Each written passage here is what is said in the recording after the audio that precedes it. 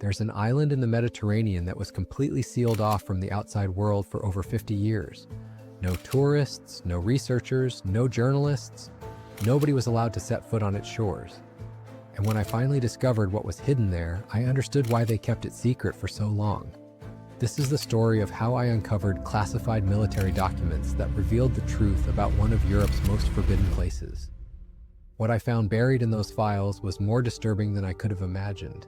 Secret underground facilities, unexplained experiments, and reports of strange phenomena that the government desperately tried to cover up.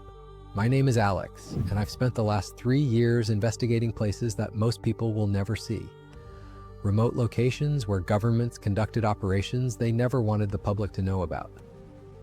This particular island caught my attention when I stumbled across a heavily redacted CIA report during my research into Cold War military installations. The document was mostly blacked out, but what remained visible was chilling. References to unusual electromagnetic readings, containment protocols, and something called Project Nightfall. The more I dug, the more questions emerged. Why would a small Mediterranean island require such extreme security measures? What were they trying to hide from the world? It took me 8 months to piece together enough information to even locate this place. The island doesn't appear on most tourist maps. There are no commercial flights, no regular ferry services, and definitely no hotels advertising ocean views. Getting there required careful planning, multiple connections, and more than a little luck. The journey began in a small coastal town where I managed to convince a local fisherman to take me part of the way. He refused to get too close, claiming the waters around the island were cursed. Superstition, maybe, but his fear seemed genuine.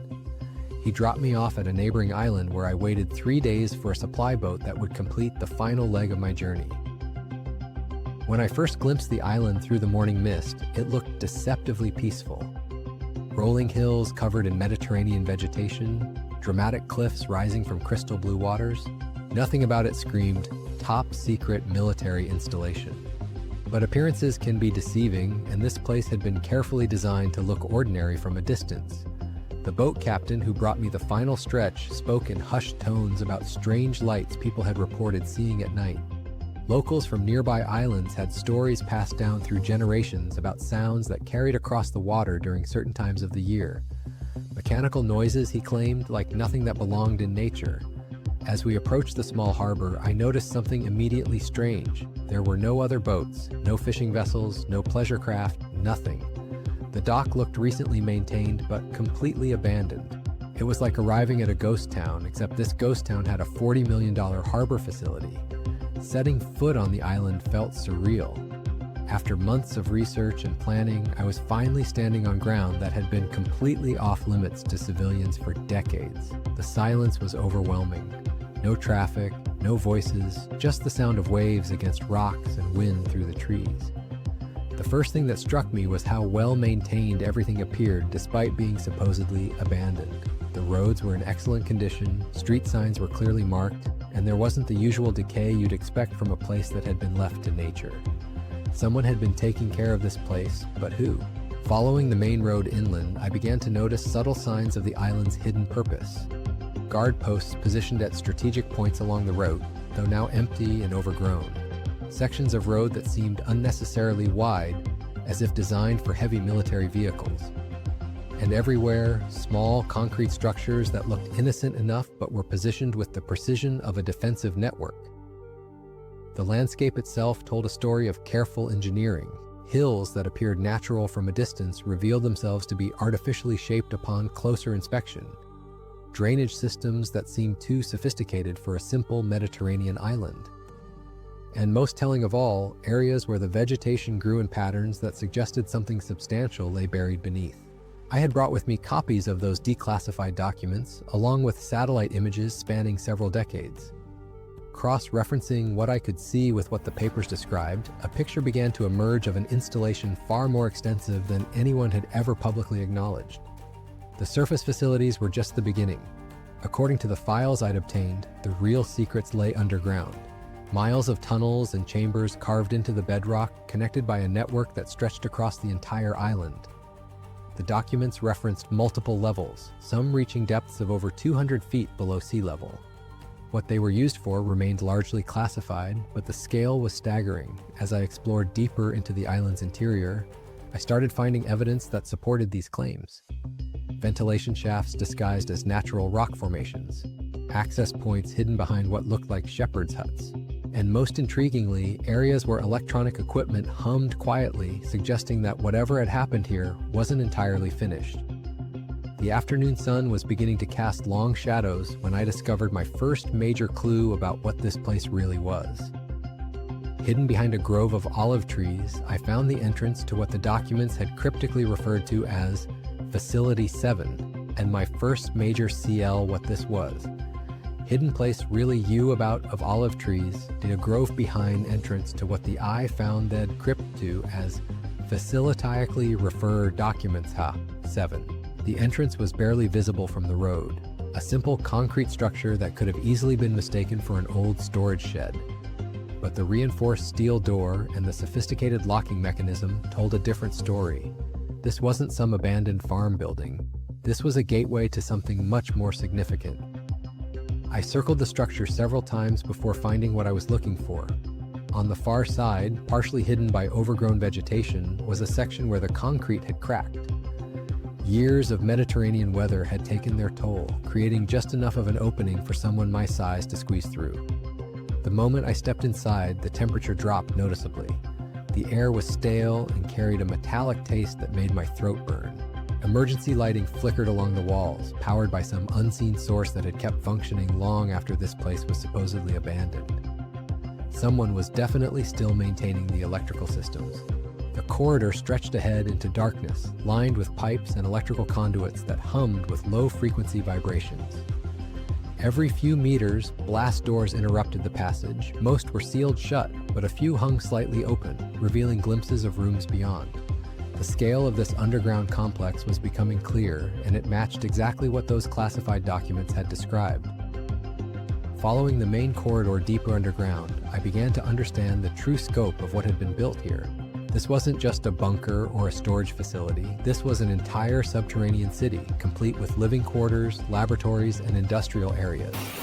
The engineering required to construct something like this would have been massive, yet it had remained completely hidden from public view. The first room I managed to access looked like a control center of some kind. Banks of obsolete computer equipment lined the walls, their screens dark, but their indicator lights still blinking. Thick cables snaked across the floor, connecting systems that must have once monitored activities throughout the complex. Papers scattered across desks bore official seals and classification stamps, though most of the text had been deliberately obscured. Moving deeper into the facility, I discovered areas that defied easy explanation. Rooms with reinforced walls that seemed designed to contain something dangerous. Chambers with specialized ventilation systems that suggested biological or chemical hazards.